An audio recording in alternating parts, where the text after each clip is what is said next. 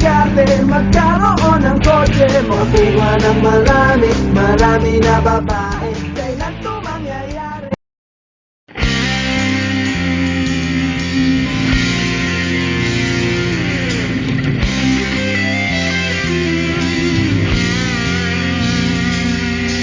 Sikat ng huli ang ating araw, sana yung may himig ng hangin, iniwan ng patal.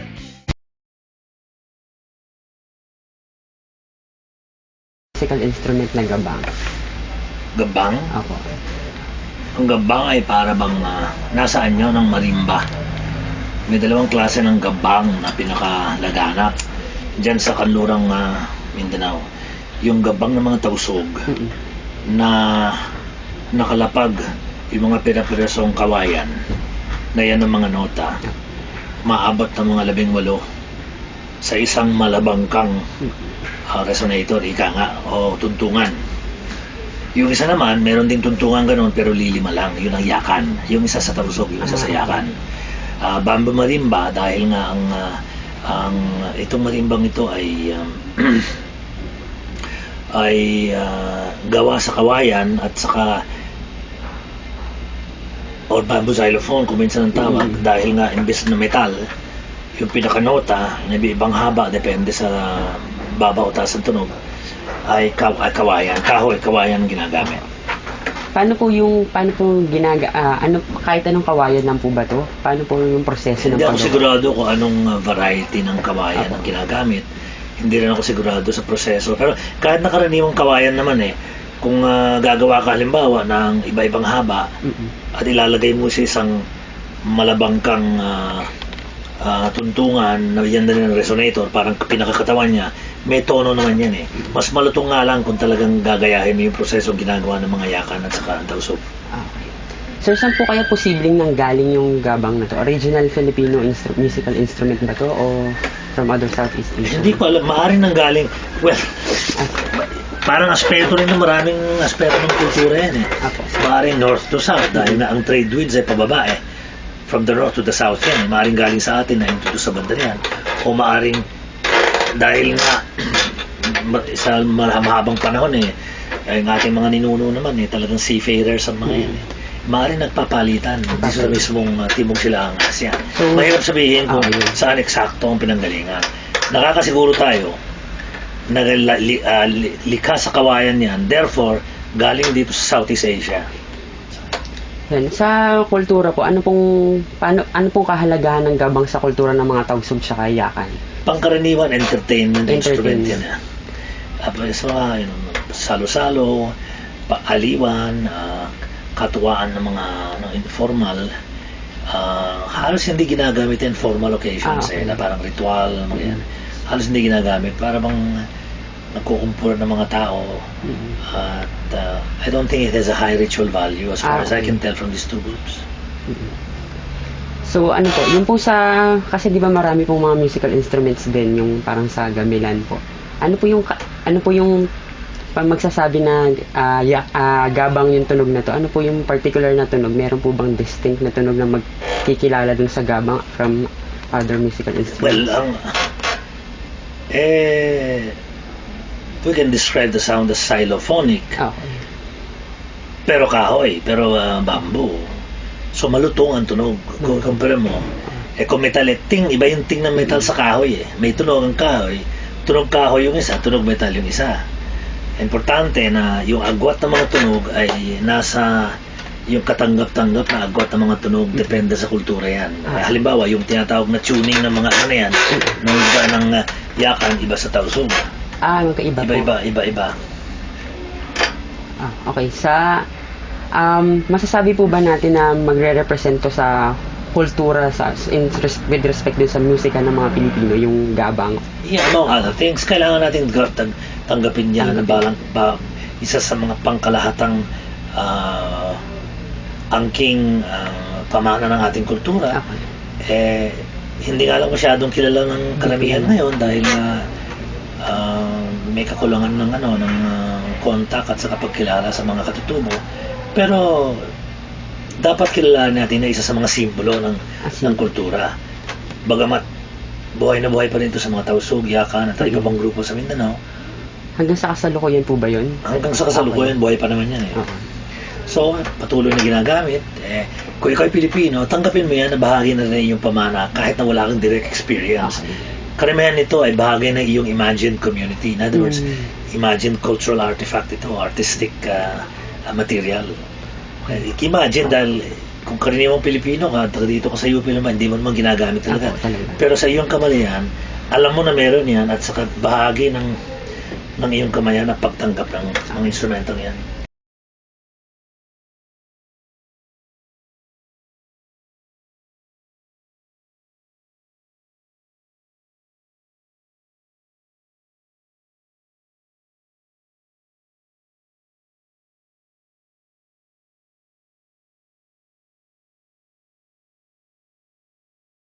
Napag-usapan na po yung, nabanggit ko na po yung musikang Pilipino.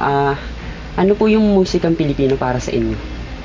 Ang musikang Pilipino ay lahat ng mga uri ng musika na likha ng mga Pilipino na tumutugon sa kanilang pangangailangan.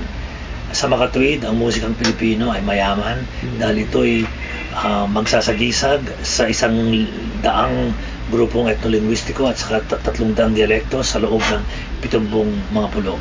Lahat ng yan, kung ito'y bahagi ng karanasan ng Pilipino at kanilang nililikha at kanilang binubuhay, o kung hindi na buhay, maaaring ito'y nakarecord na sa mga museums o kung saan pa man, ay bahagi ng musikang ng malawak na pagtanggap natin ng musikang Pilipino.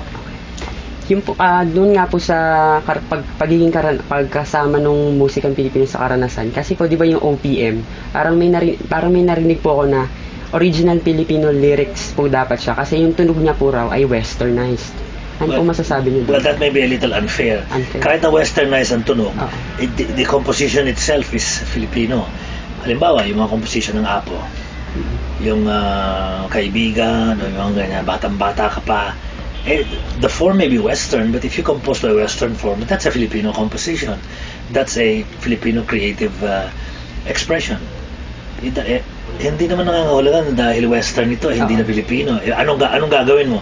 Itatakwil mo kaya 4 na taong na pagtagal ng mga kanluranin sa atin, mga European American influences. It's not possible. It's not true.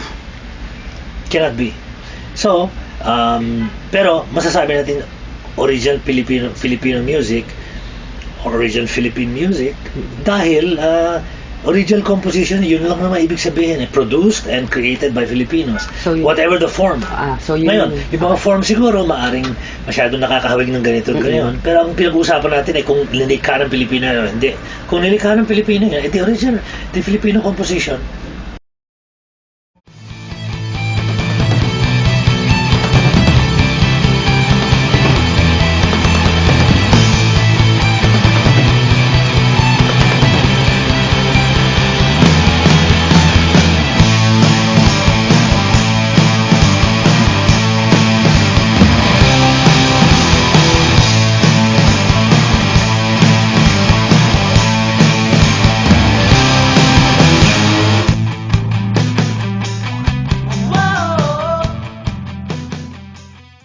May mga pag-aaral naman siya, Henry, sa musikang Pilipino.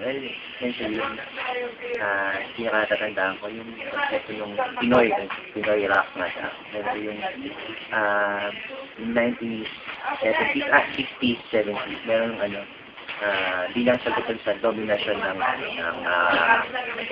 Western na music. Ginawa ng mga kanta na nasa bitang Pilipino at sinipinag-mention ng yung Pinoy na klase ng tugtog. Sa palagay ko, hanggang sa ngayon, kahit pa medyo influensyado siya ng Taiwan, obviously. Parang ako, nandun yung ugat niya, yung paggamit ng sariling wika. Kasi yung mga problema naman na taglay ng Pinoy music, kung may problema ba, siyempre meron. hindi naman siya restricted sa dito lang sa Pilipinas. May problema siya ng music industry sa pamalahan. Kaya hindi siya specific sa So, sir, sa tingin niyo po, bakit po mas tinuturing ng nakararami sa atin na magandang tipo ng kanta o music yung may influence ng western? Kasi dumaan tayo sa pinakikilitan. Yung matagal na pagpasok ng mga Amerikano sa Pilipinas, sila yung nag-establish sa public schools, sila yung nag-initiate. Kasi maraming method sa ginawa dyan. Lahat ng traditional native na klase ng kanilang singing, na pinalit, parang ginawa silang mga panlabas lang. So, lahat ng classroom na gawa ng Amerikano, yun na yung normal. Matagal na pa noon, na-condition yung mga tao na bukod sa wika, lahat ng influensyado ng labas, typically yung mga Western Americano, ay maganda. Siguro nagagaling din yun sa sila ng pagtingin na yung sa ngayon ay nasa ilalim pa yun ng US imperialism. Kasi parang yung mismong, kunwari, industries natin, hindi siya atin. Dala industries na naangkat mula doon. Ang pinaprovide natin raw materials lamang. Ay mga kapakagin na. Tapos pabalik sila tamit na. So, ganun talaga. Simula pa lang 1903, mataas na yung pagtingin sa Amerikano. Tapos, hindi naman din kasi umalis talaga. Kaya rin siguro yun nga, di ba, meron tayong concept ng ISA, Ideological State Apparatus, na pinakapunto lang na kung sino yung dominante, gagawa siya ng para i-maintain yung kapangyarihan. So, kunwari, pakasangit na suspect tayo sa US imperialism. Para mapanatili yun, gagawa sila ng mga devices na magpapanatili na, yung imahe na maganda ang maganda sa ito yung angkatin at mukhang binibili siya ng maraming tao pa rin. Kaya, yun yung sikat pa rin. O akala ng mga tao, yun lang ang klase ng tugtog na pwede. So, mas ganun siya parang, ito kasi yung pinipili. So, isipin mo, ito pala yung maganda. Kasi ito lang. Sir, hindi niyo po ba napapansin yung, patay buhay na OPM? Parang sometime mabubuhay siya at sometime, mamamatay ulit siya. Buhay at mamamatay, paulit-ulit na lang. Ganun po ba yung nakikita niyo? Napapansin niyo po ba yan? Oo, ganun naman kasi natin, wika natin mismo na sa pagitan ng mga maraming layong influensya, nagtatangka na yung magkaroon lang na mga bakas na matutuloy natin bilang atin. At yung pinaka-clear na indicator nun, yung paggamit ng sarili wika sa forms gaya ng music. Yun nga lang, gaya sabi ko pala ngayon, yung bansa natin kasi bilang archipelago, ay may issues din sa paggawa ng isang singular na klase ng wika. Dahil doon siguro, sa ganung issue, kaya ang hirap yung i-assert, plus yung fact na ang hirap i-unlearn nung notion na ay ang galing ng mga Amerikano. So, paminsan-minsan, medyo evident yung pag-distance sa Kaduturiang Plaza, minsan bumababa dahil lang din sa yung kinakalabang sistema ay isang entity na hindi sa loob ng matagal na panahon, isang entity na nag-expand ng madami, mas marami kaysa rin sa resistance. Kaya minsan nag-wane talaga. Nakakalimutan na, yan na pala. Kasi ang argument naman dyan, ano ba masama sa yung influensya, nakakasama siya kapag pinapatay yung mga bakas na galing sa akin. Kumbaga, meron namang pwede dito. Pinapapalan yun. So, mas gano'n. So, generally, sir, paano niyo po ma-describe yung Philippine music bilang isang uri ng sili? Well, pa rin, Philippine music, kahit na yung pop music in general, umaandar dun sa notions na familiarity, tapos yung pagiging paulit-ulit, tapos yung monotony ng themes. Kasi industry ito so kailangan siyang ibenta. So may yung mga bagay na nasubukan na bilang mga bagay na magbenta, ulit-ulitin para ma-sure na kikita siya. So sa kaso natin, ito ay yung mga pag-ibig, sex, yung mga kanta na walang saysay, mga ano yung mga novelty songs kasi may nag-resonate siya. Tatandaan mo yung mga salita at walang ibig sabihin. Yung inaangkat nga siya gaya dun sa mga laro, ng mga mata, mga parang nakakabit mo dun, so kahit na wala siya direct ang isip, nakakanta mo siya. Saka kahit yung mismo titik pa nga, mismo tunog, yung melodies na repetitive, tapos monotonous. Kasi nga dapat maging familiar ka, dapat kaya mo siyang kantahin. Dapat niya mag-uulit-ulit siya sa utak mo para bibilin mo siya. Ito nga yung argument dun sa yung nag-aaral ka ng music. Yung maganda klase ng music, hindi yun. Kasi yung mga gumagawa ng tugtog na yung parang wala talaga siyang singular na klase ng melody. Tapos pag tayo nakikinig tayo, wala tong sense, hindi ko makuha ang kanta. Pero yun nga daw yung mataas na klase ng music. Yung atin, mababa, ito yung ulit-ulit. Kasi ang problema daw sa pag-ulit-ulit, nakaka-block siya. Walang lugar para dun sa mga bagong ideya. So, kunwari, kung puro sex. Pag ginasukan ka ng tungkol sa mga magsasaka sa namamaganda. Paisihan, yun. Magulat ka. Parang, hindi na ako sanay. Yung simpleng, tulad ng simpleng, Nokia na cellphone, napakadaling gamitin yan, familiar siya. Kapag gumamit ka ng iba, medyo may bigla. Parang gano'n lang. Yung fast food, gano'n yung art. Halos lahat ng mga bagay na popular umaandal sa pag-uulit-ulit at pagkakaparepa. Tulad ng pop music. Kasi kailangan makilala mo siya, kailangan masanay ka. Nang sa gano'n, hindi ka manghinay ng iba. Maging komportable.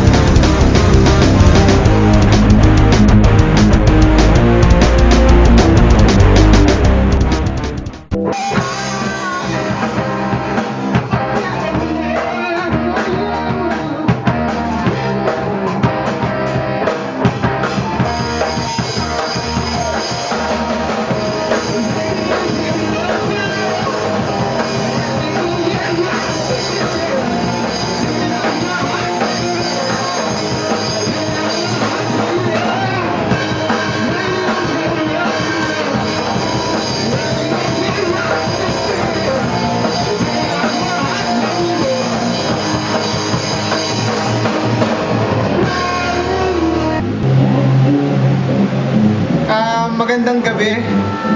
Ako po si Paulo Castro. Galing sa bandang Blue Boy Bites Back. Originally, galing kami sa Tuguegarao City up north. It's it's a 8-hour drive from Manila. Ayun. Tapos, ilang years ba kami nagbabanda? 5 years na ako nagbabanda, pero sa Blue Boy, 2 years pa lang kami. So, virgin pa kami. Anyway, ayun. Musikang Pinoy. Yan. Anong musikang Pinoy para sa akin? Ang musikang Pinoy para sa akin, yung typical na Eraserheads. Yan ang musikang Pinoy para sa akin. Ba't kayo nag-decide na lumipat ng Manila para magbanda? Actually, hindi kami nag-decide na lumipat ng Manila para magbanda. Kasi lahat kami halos sa Blue Boy nag-aaral dito sa Manila. So, yun. Nabuo yung banda ng Blue Boy. At saka, one thing more. Nandito talaga sa Manila yung scene. Ano ba yan? Gets mo? Yun. Nandito sa Manila yung scene. Kaya, bring it on. Bakit yung mga ginawa, ang ginamit yung salita, Filipino tsaka English. Bakit hindi yung mother tongue nyo na Ilocos? Kasi, hindi yung namin. Okay. Gumawa kami ng Tagalog tsaka English. Kasi yun yung market nila. Kaya yun, mamimili ka ng market ko. Eh kung sa mga Ilocano mo ibebenta yung Ilocano songs mo, patok, di ba? Pero pag sa mga, yun, hayop? Kung magpaparinig sa'yo ng isang kanta na nasa genre na trip mo, pakikinggan mo pa rin ba siya kahit na yung ginamit sa kanya na medium, for example, Bisaya or Kapampangan? Para sa akin, hindi. Kasi, in fairness,